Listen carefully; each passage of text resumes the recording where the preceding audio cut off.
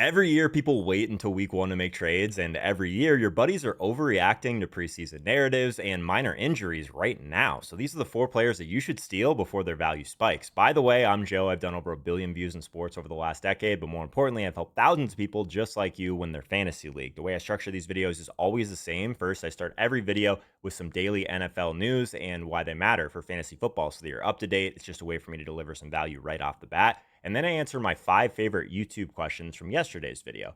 That's just another way for me to reward some positivity, and smart questions in every video helps everyone. So that's kind of an engagement hack as well for me, because the more comments that I get, the more that YouTube is going to boost this video to new viewers. And then I'm going to jump right into today's one key topic, aka the reason that you click. The goal is always to deliver on every single click, so feel free and skip ahead if you need to. If that sounds good, I'm going to jump right into today's news. And it has to be Micah Parsons, the biggest news of the day. Pretty obviously, headed to Green Bay after the Packers gave up 2 first-round picks and Kenny Clark to get him. They also signed him to a monster deal, 4 years, nearly 190 million, making him the highest-paid non-QB ever. Now the Packers have Parsons and Gary rushing the edge, and the Cowboys lose their top defensive player, arguably. So this is going to make Dallas's offense even more aggressive. Was my first takeaway here. They're going to have to score more points to stay in games, which can only boost the value for guys like Dak, CD, Pickens. I'm a big fan of those guys already in fantasy, so that definitely helps. And some huge implications across the board for the NFC North as well. But crazy to see the Packers make a splash like this, adding a wide receiver in the first round this year. I mean, where was all of this in Rodgers' prime? Pretty crazy. Let's keep this moving, though. A.J. Brown back practicing for the second straight day after dealing with a hamstring tweak. It looks like the Eagles expect him to be ready for week one against Dallas, and he looks on track to handle full wide receiver one duties. Huge relief if you've drafted him near the top of drafts, and no reason to downgrade him in your rankings. Jalen Coker. So Panthers GM has confirmed that Coker will be taking over the starting slot role. Obviously, the Panthers just shipped off Adam Thielen and cut Hunter Renfrow. So it's officially Coker's job now. He had some flashes last year, including one wide receiver in 1 week, and averaged 1.72 yards per out run as a rookie. He's still competing with Xavier Legette for reps in 2 wide receiver sets, but Coker has some real flex appeal, especially in PPR leagues right now. Chris Godwin, I'm going to keep giving you guys updates when it comes to him. The Bucks GM said that he probably won't play until week 5 or later, which lines up with what we heard earlier in the week about it being a possible October return. The team's fine with this timeline, it seems. Baker's also going to be without left tackle Tristan Wirfs for at least the first month. So some tough sledding here early for the Bucks. They open against the Falcons, Texans, Jets, Eagles. All of those teams have a really strong pass rush, though this could mean some lower efficiency, I think, for Baker. Maybe some more targets in like that short intermediate area for guys like Mbuka. Uh, Evans, is he going to be able to get downfield? Will there be time? So this is some big implications here across the board for this offensive line, but then also Chris Godwin, week 5 or later for him. Smaller note here, but I think is kind of meaningful. Kendrick Bourne has some meetings lined up with both the 49ers and Commanders next week. The framework of the deal seems like it's already in place. It's just about where he wants to go. He knows the Shanahan system already. Either way, it's probably like a depth piece for fantasy. But if the 49ers end up losing Jennings and Ayuk for a certain amount of time, Bourne can kind of sneak in just kind of like deeper uh, lineups, I guess, for maybe a week or two. So keeping an eye on that. Another deeper guy that I'm keeping an eye on is Marvin Mims. So Broncos wide receiver Marvin Mims left practice earlier this week with that groin injury, but Sean Payton says that he will be returning on Monday. Cortland Sutton even confirmed that Mims has locked down that wide receiver 2 role before that setback, so the team isn't overly concerned. But groin injuries are tricky, especially for a guy like that. This is like one of my favorite breakouts, like late in drafts. So it looks like Mims is still one of the better values, but we're keeping an eye on this injury. Another guy that I loved early in the offseason, I'm warming back up to, is Darnell Mooney. So he returned to practice for the first time since July, but the Falcons still aren't committing to him being ready for week one, which is fine. Raheem Morris called it week to week now and admitted that Mooney could still miss an extended period of time, though he expects him to be back at some point this season. This is a little bit more positive than when we heard that, but it does mean that if you draft him, you got to have some patience there. But still like the upside for Darnell Mooney.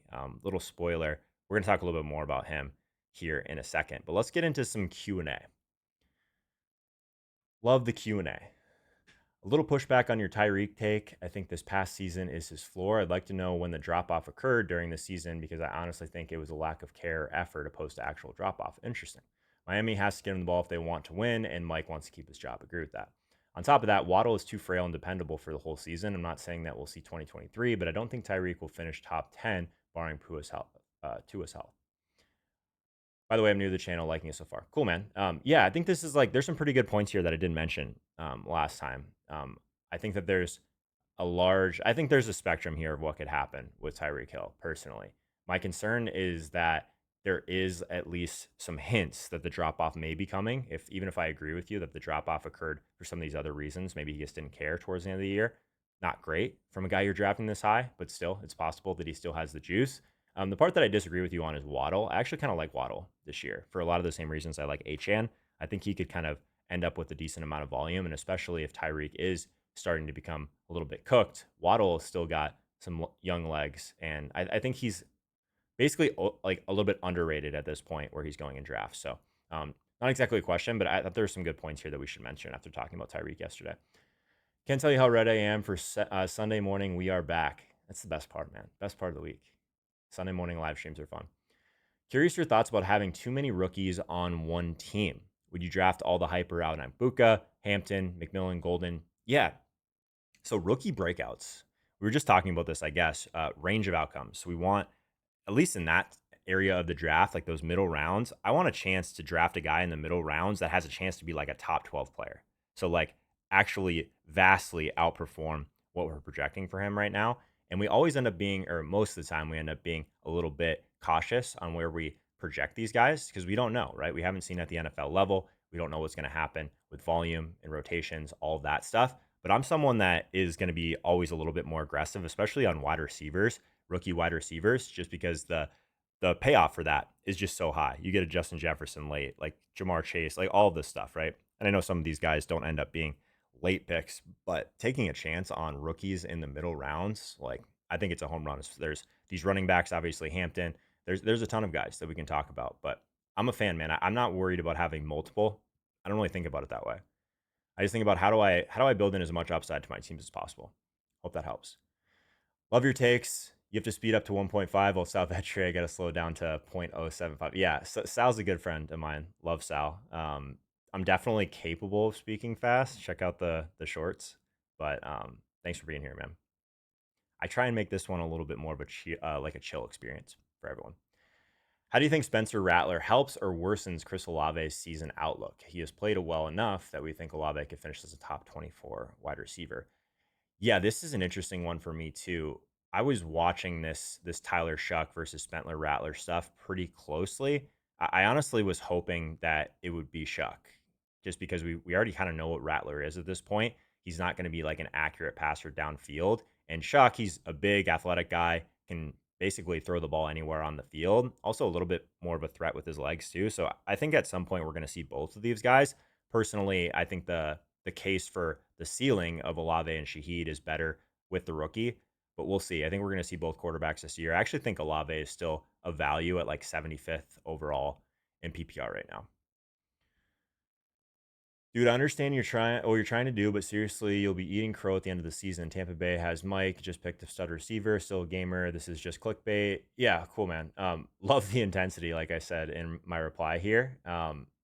Yeah, just in general, like not trying to clickbait, but is what it is, man. That's how I feel about Baker this year. Love the videos, man. Would love. Oh yeah, so I wanted to just highlight this quickly. I tried to move the Q&A a little bit quicker today, so that hopefully that doesn't drag for you guys. But appreciate these notes, guys. Always trying to just like give you guys what you want, right? Less news, less Q&A, more Q&A. All that stuff's helpful. You get a sub because you admit to the clickbait title, but you describe your video as well. Yes, that's the point, right? I guess when it comes down to for like what I'm trying to do right now, if you don't click, you don't watch.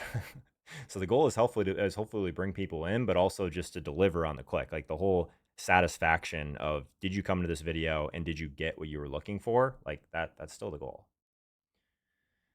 Pretty new to your channel, didn't even know about your DFS take Sundays. Yeah, Sundays are the only time I really talk DFS these days. So I actually really enjoy those. We have a really good group of people that watch on Sunday mornings live. So 9 a.m. Eastern time. If you guys want to come hang out, build some DraftKings lineup, we go position by position.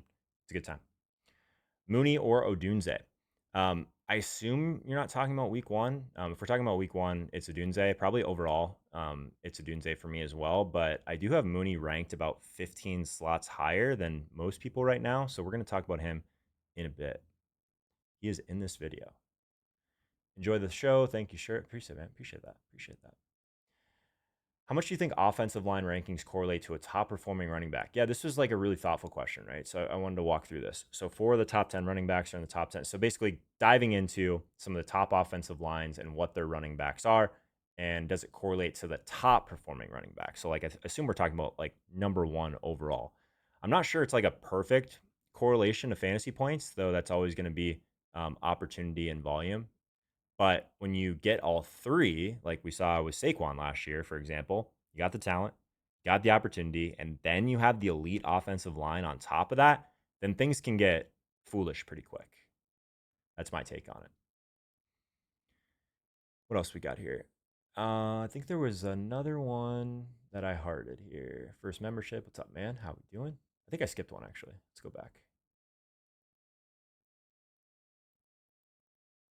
There was another running back one here that I wanted to highlight.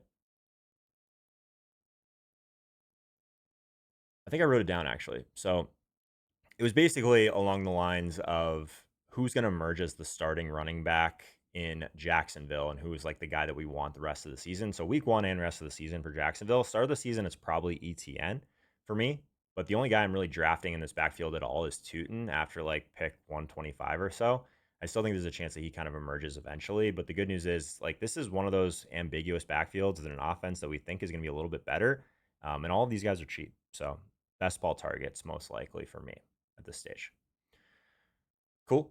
All right. So if I didn't get to your question, now's a good time to remind you guys that I do have a membership community called the Fantasy Accelerator, where I do answer every question as well as give you everything you need to win your league. You can check it out at fantasyaccelerator.com or hit the first link in the description.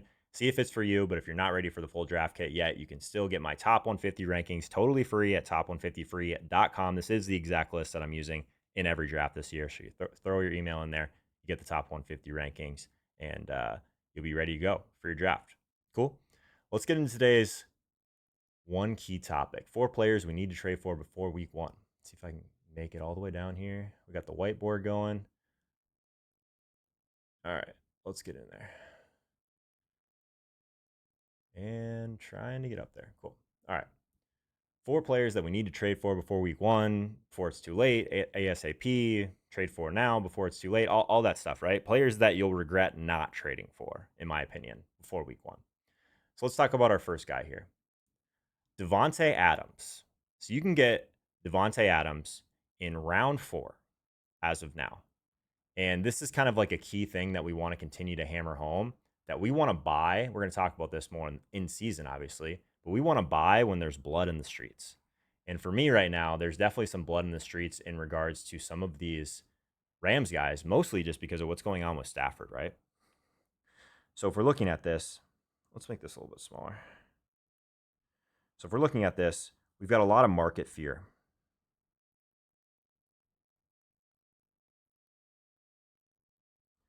Because of Stafford's back. Which is probably fair, right? Stafford did open camp kind of sideline with that back stiffness and really some concerns about his durability overall if that flares up in season. So I think that's totally fine.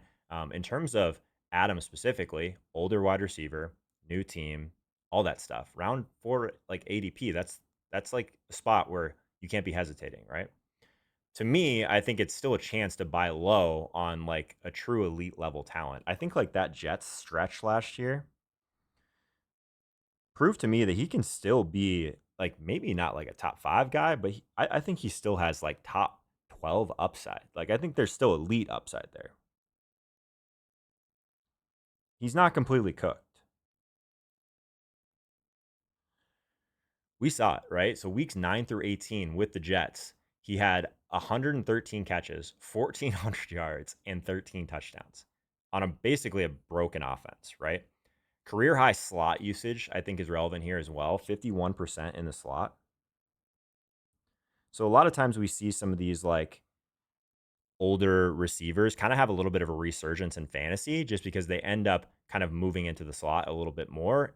I still think that it proves that he can kind of win in any area of the field. So to me, Wide receiver 5 in fantasy points over that crazy span last year. To me, the ceiling is still intact, right? So that's one thing. The other part of it is like, what do we always get from DeVonta, right? It's those elite releases in the red zone, aka TD upside. If Stafford's out there, he's going to throw the guy that's open, right? And obviously, Puka is going to be drawing a ton of attention. But Davante Adams in the red zone in particular, I think is super interesting for a guy that you can get in the fourth round. He's got 5 straight seasons with 8+ touchdowns, including 25 red zone looks in 2024. That was top 5. And at least like the route data that I saw, shout out Matt Harmon and his reception perception. You guys should be checking that out if you are not. A lot of really good stuff like for wide receivers and how they beat man, press coverage, all of that. I mean, Davante's still winning in like tight coverage, right? So I think that at least when the field starts to like shrink towards the end zone, he's still going to be like one of the first reads. And then again, if everyone's scared off by Stafford, I think this is the opportunity to try and trade for a guy like this. So if we're talking about that, you've already done your draft and you're trying to get like another wide receiver 2 on your team. I think we lean into this before things clear up a little bit and you package something together, like maybe 2 players, and you try and get Davante Adams before we even see the reveal, right? So the time is now for me to buy. If you wait until after week 1, this is one of those guys where most people want to see the reveal before they go there, right? So the guy that drafted him might like him quite a bit, but we still have a decent amount of fear right now with the Stafford stuff, and I'd be taking advantage. Second guy, this is someone that we've talked about a decent amount, but was in the news recently and is definitely more in the category of these kind of guys. I'm a sucker for these kind of guys. These are like stashes that you're drafting a little bit ahead of where they probably should be, knowing that you're not going to have them for the full season, but knowing that you will have them for the playoff push. So I'm the kind of person that I'm confident enough in my waiver wire ability, in my trading ability to be aggressive on players like this, just to be in a better spot to have an elite team for the fantasy playoffs. It's Rashee Rice. Rashee Rice, we did get that news this week that he will be suspended for the first 6 games of the season. But what does that mean for us, right? You can get Rashee Rice in round 5 currently. So the price tag is round 5, which is pretty steep. However, if you do get him around there, I think the big brain move is probably just to draft Travis Kelce and hope that he ends up having like a good start to the year, first 4 or 5 weeks, and then you package something together with Kelce to grab Rice before he gets off that suspension. I do like that idea, but I think if anything, like as he's recovering from that LCL hamstring tendon surgery, this is just going to make him even fresher for the fantasy playoffs, right? So if you can afford to burn a round 5 pick, go for it. But I'm grabbing him every time if he falls into round 6. I think it's worth it at that point. And another thing that I'll mention too, if your league has an IR spot, it's a home run if they allow you to let suspended players live there. Perfect stash if that's the case, but not all leagues let that happen. So check your league settings for that one. Second part of it is wide receiver 1 usage before injury last year. We were talking about this quite a bit. To me, this is the best case scenario in terms of like the news that could have happened, like losing him for the beginning of the season versus the end of the season. Obviously, 6 games, pretty steep, of course. But last year, in his last 9 full games, I should say, he's averaged 19.5 fantasy points per game. He was targeted on 33% of his routes. That was top 3 in the NFL, over 3.2 yards per route run. That efficiency level put him on pace for 121 catches, 1,400 yards, and 9 TDs. So the usage is really what we want to get here from him. Obviously, it's a different situation. We've got Xavier Worthy who's emerged. We've got Hollywood Brown who's healthier. There's all this talk about how the Chiefs are going to get back to throwing the ball deep, all of that stuff. But Rashee Rice was basically playing the role that used to be Travis Kelce's in the middle of the field, those layup targets, and Mahomes just finding him when he gets open. So I think he's a really useful like real life NFL player and a real useful piece for this offense. But I think again, like if you just look in round 6 and then you're just looking at those players, what kind of impact they will have on your team in the fantasy playoffs, I don't think there's many picks that I like more than Rashee Rice in that range. And obviously, if you've already done your draft and you can trade for him after this news breaks, maybe this isn't one you have to trade for before week 1, but you could try and trade for him in week 2, week 3, if this team happens to be one that gets off to a slow start. So, I already mentioned it, but is he the new Kelsey in terms of usage? That's like one of the questions that we have to answer here, and I would say that it's closer to a yes than a no for me. But yeah, obviously, what it comes down to is he's a fantasy playoff cheat code. You have to know your skill set. If you're one of those people that just like squeaks into the playoffs or struggles to make the playoffs every year, you're working at it, all that stuff, great.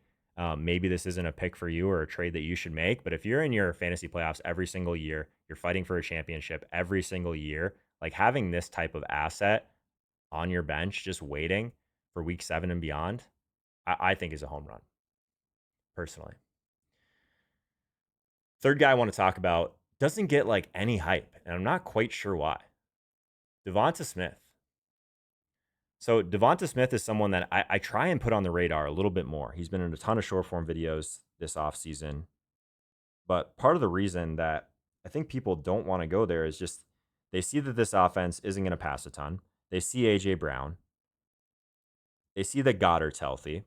They see what Saquon did last year. Like there's a million things that would, I guess want to draw you away from actually looking at what DeVonta Smith has actually done.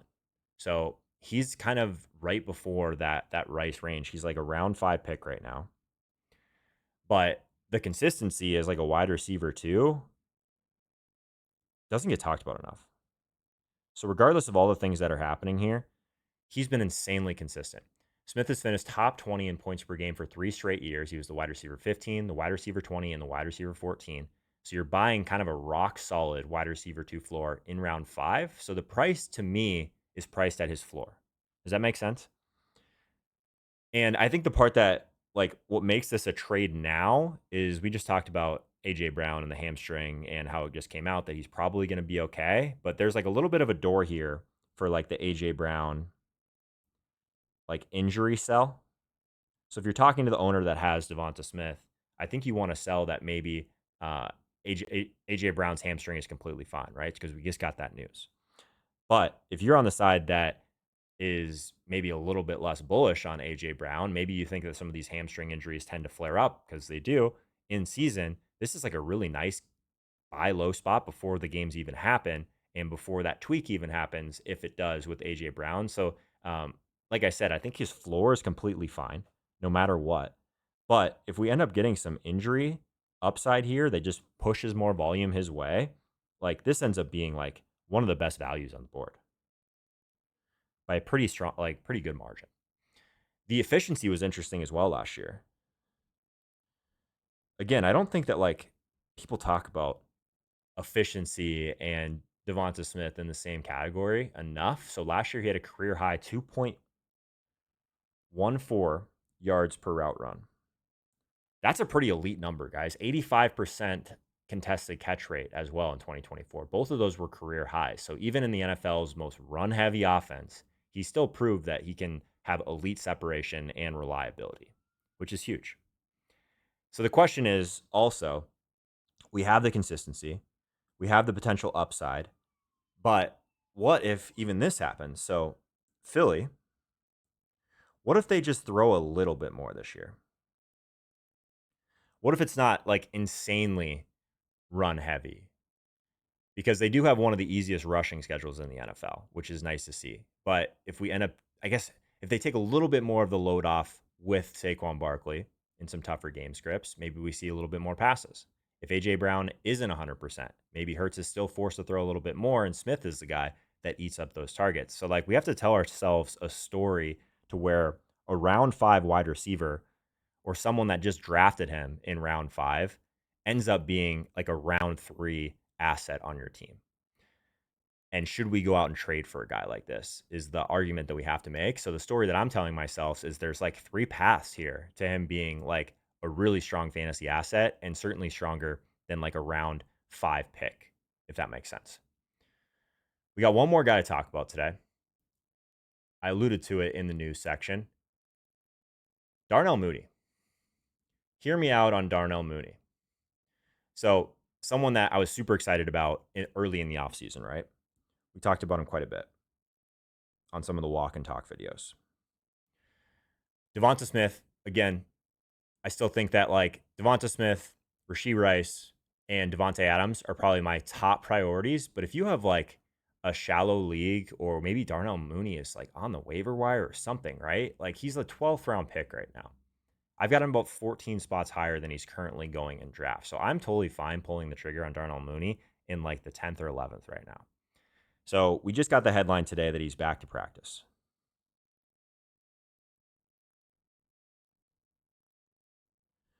Which is huge. We already like this Atlanta offense quite a bit, right?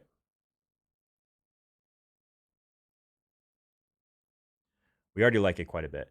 So first practice since July 24th. People have kind of forgotten about this guy. We know he's probably not going to be there for week 1. Again, that's fine. We're talking about guys we should trade for before we see it. So they seem somewhat optimistic that even if he's not active out of the gate, he's not buried on this depth chart. Like he's going to have a real role when he gets out there. And I think last year, what people don't realize, and we haven't talked about him in a while, is that he was kind of a sneaky workhorse for this offense in a very specific role. 93% of the snaps last year he was out there. The Falcons didn't really add any new wide receivers, so his role is super locked in. But what we're going to get here is the explosive profile.